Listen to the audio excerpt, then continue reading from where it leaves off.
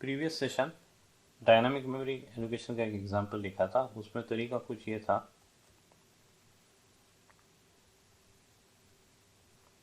Requirement मांग ली थी, फिर आया था और टोटल के लिए TOTL होगा, एंड एक पॉइंटर लिया था x नाम का। यूज़र से पहले रिक्वायरमेंट पूछ ली,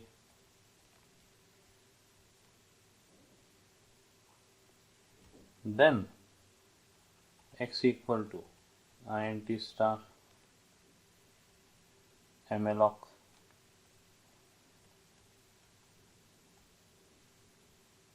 requirement into size of int, फिर loop for I equal to 0, I less than requirement I plus plus, और फिर हमने यहाँ पे पॉइंटर का यूज अरे जैसे किया था। अब यही मैं किसी और तरीके से करके बता रहा हूँ। What we can do is, एक और पॉइंटर ले लेते हैं,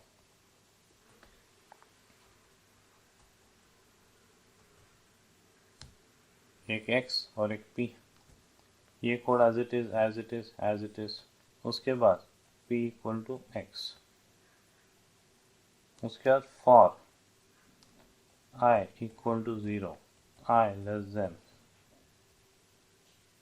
requirement I plus plus, printf enter a number, scanf %d comma p और p प्लस प्लस। सोच के देखिए वही होगा।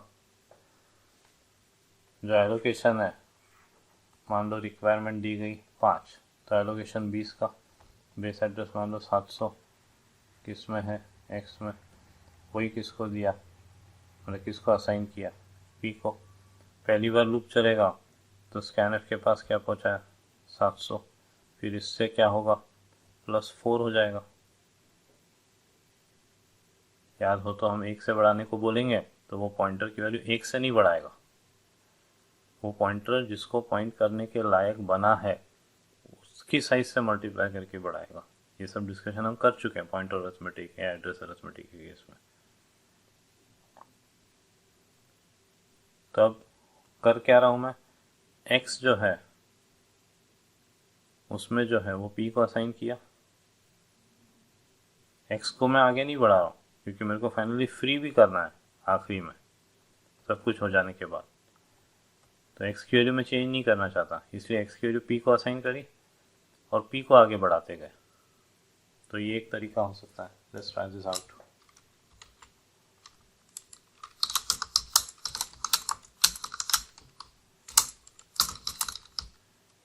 कॉपी कर लेता हूँ, cpeg246.c eg247.c 47.c। So I'll just introduce one more pointer named as p यहाँ पे, इसके बाद यहाँ पे p equal to x,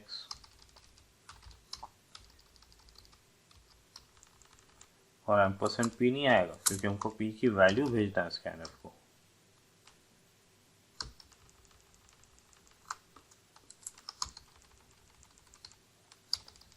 and the important part p plus plus, यहाँ पे ऐसा कर सकते हैं, फिर से p इक्वल टू x, मतलब क्या, reset p to start of the allocation. और अब ये सिंगल लाइन ब्लॉक की जगह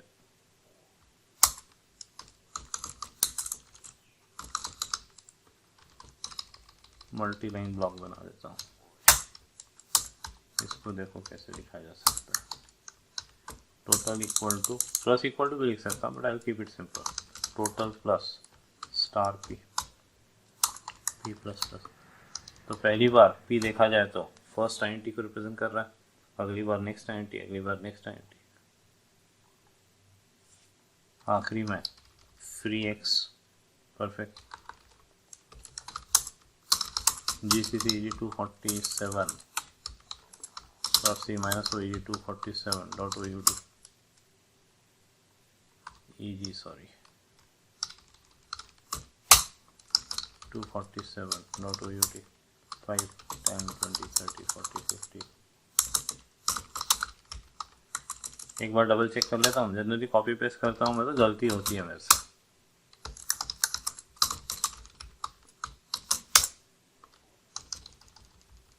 P लिया, perfect, P equal to x, सही है, और P एक से बढ़ रहा है, मतलब टेक्निकली 4 से उसकी वैल्यू बढ़ेगी। फिर ये करना ज़रूरी है क्योंकि P तो आगे निकल चुका है। Total equal to total plus star P, P plus plus, सही है, आखिर में फ्री है, फाइन। पूरा लिख लीजिए आप, अगेन पॉज करके आएगा, लिख लीजिए। नेक्स्ट एक तीसरा तरीका, C EG247 dot C EG248 dot C EG248 dot C. पहले बोर्ड पे समझाता चाहिए था। ये लिखने की बजाय मैं ऐसा भी तो लिख सकता हूँ, x प्लस आई। पहली बार x में क्या 700, आई क्या 0, तो 700 प्लस 0 इंटू 4, तो 700 प्लस 0 700, तो स्कैनर के पास 700 जाएगा। अगली बार आई के वैल्यू 1, तो 700 प्लस 1 मतलब 704, क्योंकि 700 प्लस 1 इंटू 4 होगा।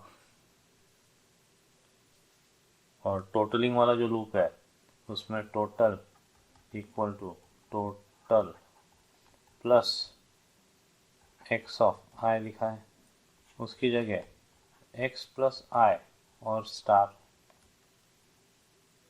एक्स प्लस आई, पहली बार आए 0 तो 700, तो अगर स्टार 700 लिखा है मतलब 700 जिस ब्लॉक का एड्रेस है वहाँ जो वैल्यू है वो उठाओ। Let's do it. कौन से नंबर का एग्जांपल, 47 ही कॉपी मारता हूँ, या 48 कॉपी हो गया है, ठीक है चलो, इसमें पी की ज़रूरत नहीं है।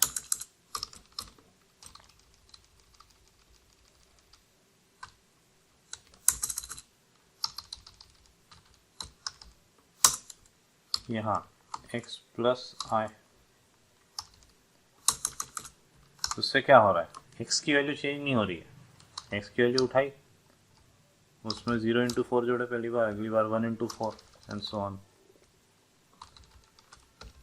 ये नहीं चाहिए, total equal to star x plus i, ये नहीं चाहिए। 248 dot C minus O EG 248 dot OUT।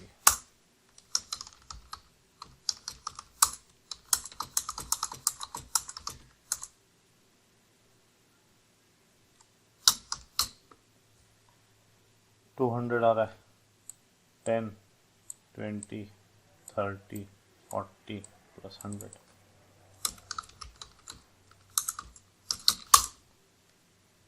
तो कोई भी तरीका अपना सकते हैं, मेरे हिसाब से तो आपको वो यूजिंग पॉइंटर एज एन अरे अपनाना चाहिए।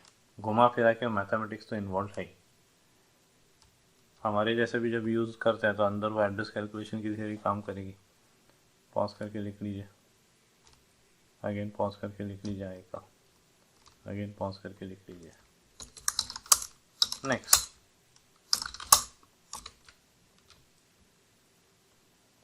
मान लो मेरे को ऐसा कुछ करना है कि एमएलॉक से मेमोरी एलोकेट करना है, जो भी देते हैं हम, टाइप कास्ट करके किसी पॉइंटर को असाइन करना है, और वो जो एलोकेशन है उसके हर बाइट को मेरे को 0 से सेट करना है। तो उसके लिए, क्योंकि अभी अभी क्या होगा, एमएलॉक मेमोरी एलोकेट कर देगा, सबकी वैल्यू पूछे क्या तो गार्बेज। अब ये काम करना है तो उसके लिए CALLOC नाम का फंक्शन है, CALLOC, उसको पास करना है number of elements, and size of 1। और ऐसी फीलिंग दी जा रही है हमको कि अरे बनेगा। टेक्निकली तो यही होगा कि वो एमएलॉक के थ्रू मेमोरी एलोकेट करेगा और लूप लगा के सबकी वैल्यू 0 सेट कर देगा। इंटरनली सीएलॉक पहले एमएलॉक को काम कॉल करेगा, फिर B0 नाम का एक फंक्शन है उसको कॉल करेगा, B0 नाम का फंक्शन मेम सेट को कॉल करेगा। चाहे तो लाइनक्स के मैनुअल पेजेस देख सकते हैं इन फंक्शंस के लिए। इवेंचुअली लूप लगा के, मतलब हम भी करना चाहे तो कर सकते हैं। एमएलॉक, उसके बाद लूप लगाया, कितनी बार चले, जितने एलोकेशन है और सबको 0 असाइन कर दिया। हम भी कर सकते हैं, but if you want that आप सीएलॉक का यूज करो। Let's check it out. We are 249.48 तो हो गया शायद।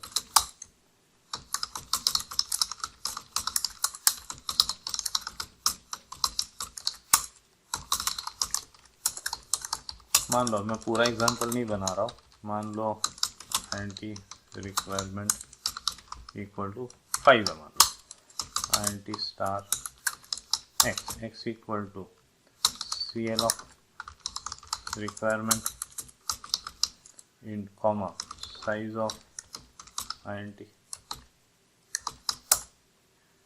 जस्ट लूप लगा के चेक कर लेते हैं। int आई फॉर आई, पहले safe condition x equal to the printf memory not available return 0। नहीं तो for I equal to 0 I less than requirement I plus plus printf percentage d backslash n comma क्या है अपना x of I, आखिरी में 3x।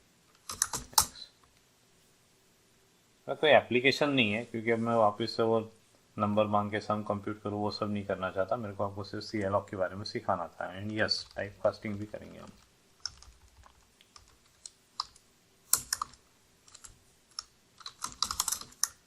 We'll put ourselves into that habit of casting। बिना casting के भी वैसे कोड कंपाइल हो जाएगा। ईजी क्या था, हाँ 249। This is EG249.c minus EG249.out।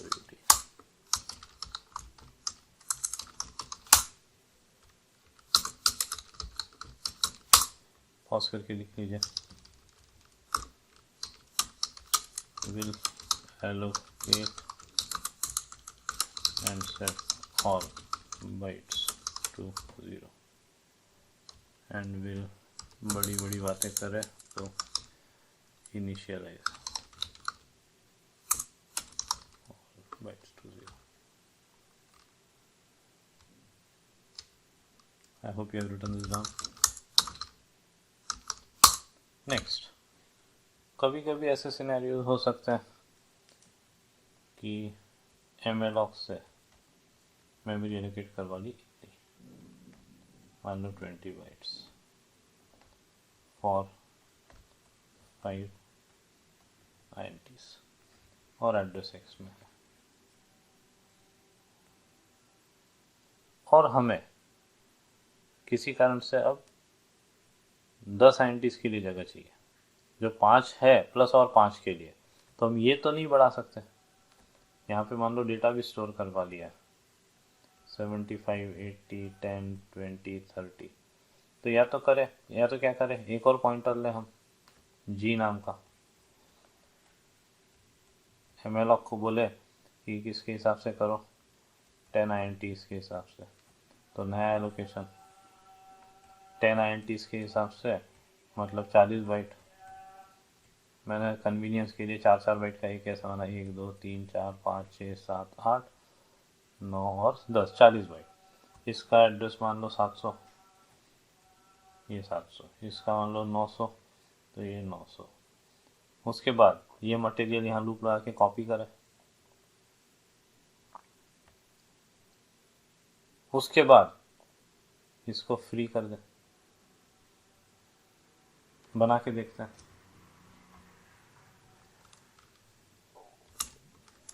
VIM LS minus T head minus 6. Okay, VIM 250 dot C, 240 नहीं, VIM EG 250 dot C.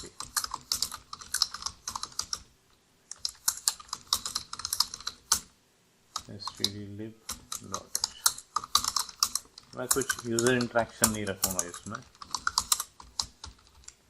int star x comma star क्या बोला था मैंने, g. अब int requirement equal to 5. Loop लगाने के लिए आई रह लेता हूँ. अब x equal to int star malloc और रिक्वायरमेंट के हिसाब से तो requirement into size of int फिर x ऑफ 0 या if x equal to null printf memory not available return 0. आगे बड़ी बात, तो x of 0 equal to 10, x of 1 equal to 12, या जो यहाँ लिखा हुआ लिखता हूँ 75 80 10 20 30. 75 80 10 20 30. Printer collection of 5 elements is as follows. For I equal to 0,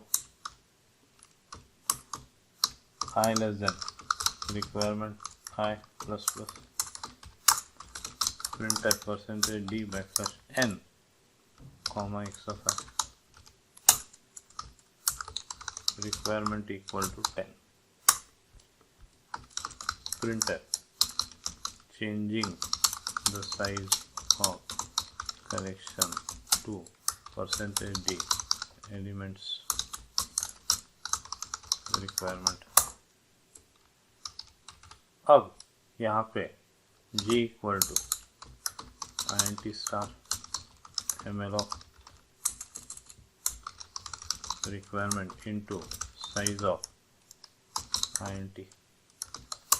If g equal to null,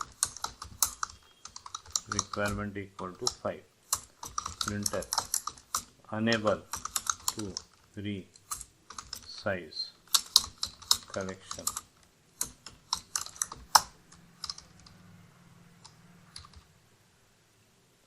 If g is not equal to null, या else भी कर सकता हूँ, else. तो इस केस में क्या करना है, सबसे पहले for I इक्वल टू 0. अब ये थोड़ा सा लॉजिक गड़बड़ा जाएगा, तो एक काम करता हूँ मैं, रिक्वायरमेंट 5 है, या instead of requirement I better make use of the word collection size 5. यहाँ पे collection size, इसको मैं 10 नहीं करता हूँ. Changing this collection size to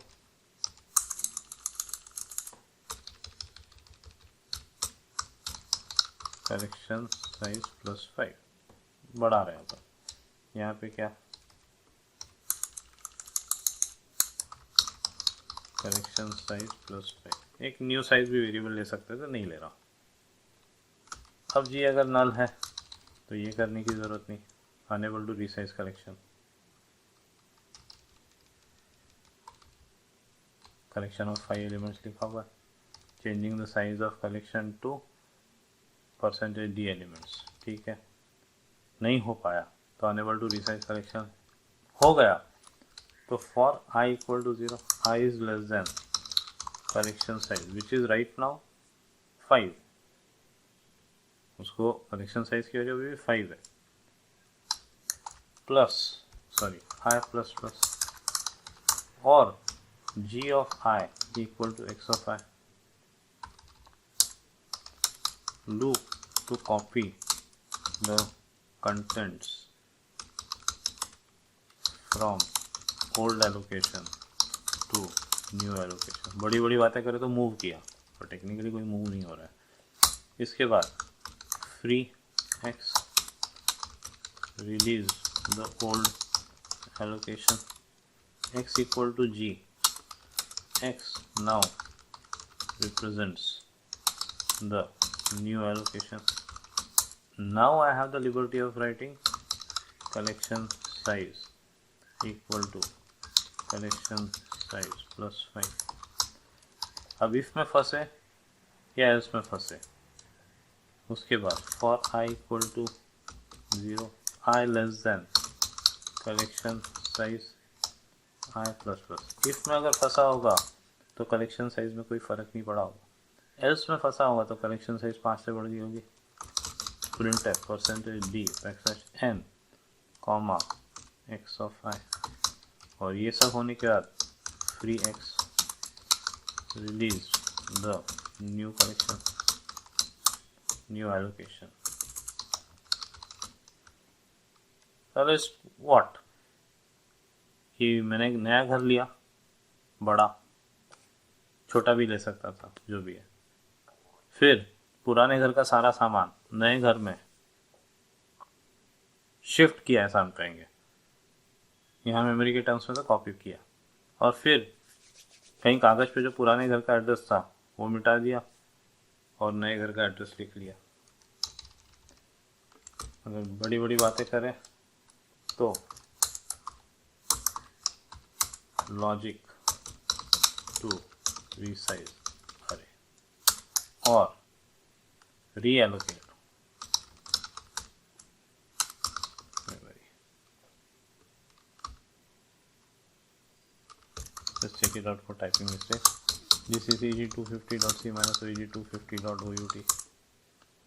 ठीक है, वो रिक्वायरमेंट कहीं तो भी रह गया है।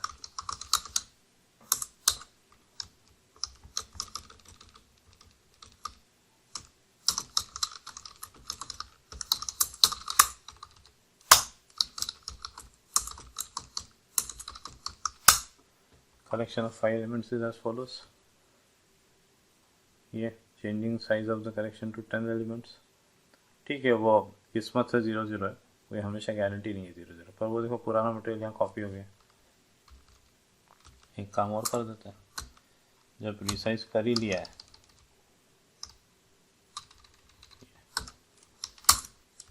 तो x of 5 equal to 20, x of 6 equal to 400, x of 7 equal to 234, x of 8 equal to 235, x of 9 equal to push away।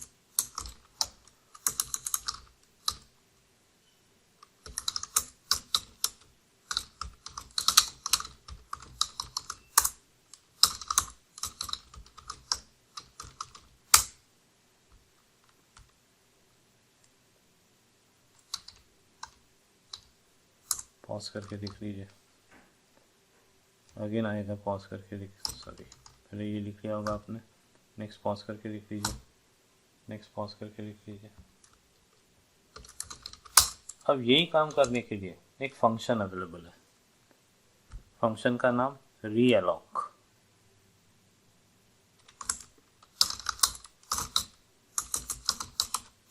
एक काम करते हैं, let's try to learn. Realloc 2 arguments लेता है, एक पुराना एड्रेस लेगा और एक नई साइज लेगा। वो नए साइज के हिसाब से मेमोरी एलोकेट करेगा, पुराना मटेरियल सारा उस पर कॉपी कर देगा।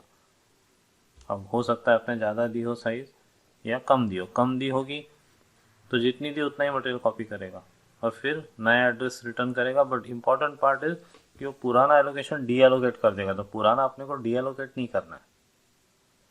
पर अगर रीअलॉक काम नहीं कर पाता है तो क्या, तो लाइनक्स मैन पेज देखते हैं। Let's say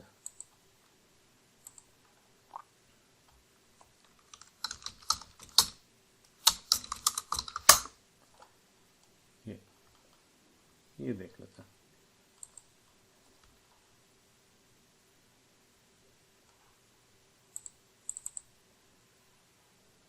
deallocate the old object and return pointer नहीं कहेंगे अपन तो एड्रेस ही कहेंगे. Address new, that is the size specified by the size. The contents of the new object shall be the same as the that of the old object prior to deallocation up to the lesser of new and old sizes. अगर हमने कम size दी, मान लो पहले 5 का था 3 दी, तो पुराने में से 3 ही उठाए जाएंगे. अब ये लौटा था क्या है, upon successful completion we shall return address to the possibly moved allocated space. अगर हम साइज 0 दे तो कुछ होता है, वी डोंट केयर. फिर ये एरर नंबर वगैरह भी आगे पढ़ाऊंगा, अभी इससे कोई मतलब नहीं. If there is not enough available memory, DLX shall return a null. तो मतलब अगर वो नल लौटाता है मतलब रीएलोकेशन नहीं हो पाया. तो इस बेसिस पे, वैसे तो ये बहुत सारा है, दिमाग खराब हो जाएगा, इतनी चीज़ें हैं. Just go, no need to go into that right now.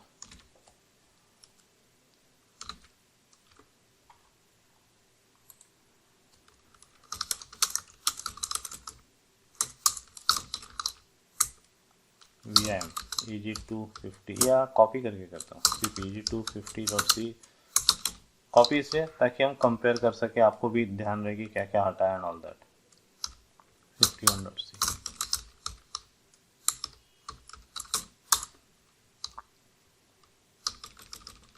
Now I would say using realloc to resize array.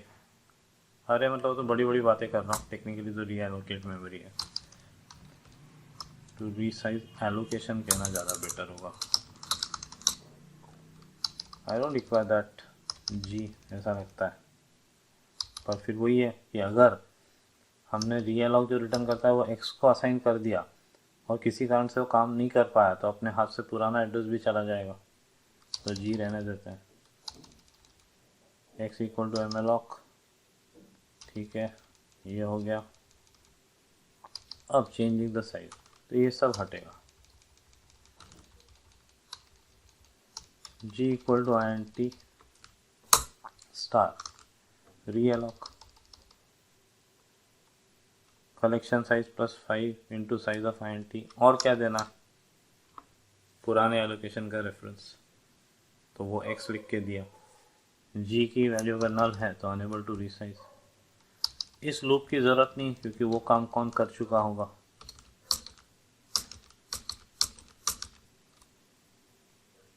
रीअलॉक कर चुका होगा. फ्री एक्स भी नहीं करना है, वो रिलीज कर चुका होगा. हमको केवल x equal to G. That's it, we are done. It's very important that you understand. जो आपका पुराना एलोकेशन था उसको हमको फ्री नहीं करना है, नहीं तो वो 2 बार फ्री करने जैसे हो जाएगा. रीअलॉक तो फ्री करेगा ही, वहाँ क्लियरली लिखा हुआ था मैन पेज में, वो डीएलोकेट कर देगा. हमको नहीं चिंता करना है. तो अगर वो एलोकेशन रीएलोकेशन सक्सेसफुल होता है तो उस केस में वो नया रेफरेंस एक्स को असाइन कर दिया. X now represents new location, collection size बढ़ा दी, जो करना है करा. आखिरी में इसको तो फ्री करना ही है. GCC EG250 1.c minus EG251.out 251.out 251.c. Pause करके लिख लीजिए, अगेन पॉज करके लिख लीजिए, अगेन पॉज करके लिख लीजिए. I hope you have written this down. पहले ये था, फिर ये, फिर ये. अब एक पुराना एग्जांपल है अपना, असाइनमेंट दे रहा हूँ. एक पुराना एग्जांपल है जिसमें हमने अरे बना लिया 20 एलिमेंट का, 20 स्ट्रक्चर्स का. तो ये एग्जांपल आपको रीअलॉक पॉलीटेक्निक से बनाना है. मतलब पहले तो एक भी स्ट्रक्चर के लिए मेमोरी नहीं होगी, कुछ ऐसा initially. no allocation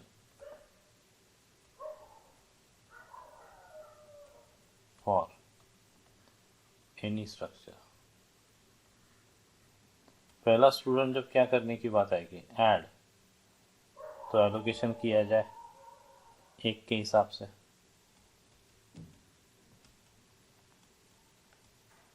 using malloc। First जब ऐड करना हो, जब सेकंड ऐड करने की बात आए तो realloc मेक वन एलिमेंट अरे टू एलिमेंट्स अरे। फिर थर्ड जब ऐड करना होगा तो फिर realloc। जब डिलीट करने की बात आएगी realloc करके एक कम करना है आपको। तो वो सब आपको सोचना है कि उसके इसमें कॉपी वगैरह करना है कि नहीं करना है, और ये काम आपको स्ट्रिक्टली realloc से करना है। आपको कोई दूसरा तरीका आता हो तो उससे हमको कोई मतलब नहीं, आपको ये realloc से ही काम करना है। फिर वो 20 की लिमिट भी हट जाएगी, नो लिमिट वाला खेल हो जाएगा। टेक्निकली नो लिमिट वाला नहीं होगा, कभी ना कभी तो मेमोरी फुल होगी, तो ह्यूज अमाउंट है वो, इसलिए कंसेप्चुअली या जितने स्कूल में स्टूडेंट्स हो सकते हैं उससे तो कई कई गुना ज़्यादा एलोकेशन अवेलेबल रहता है। That's it.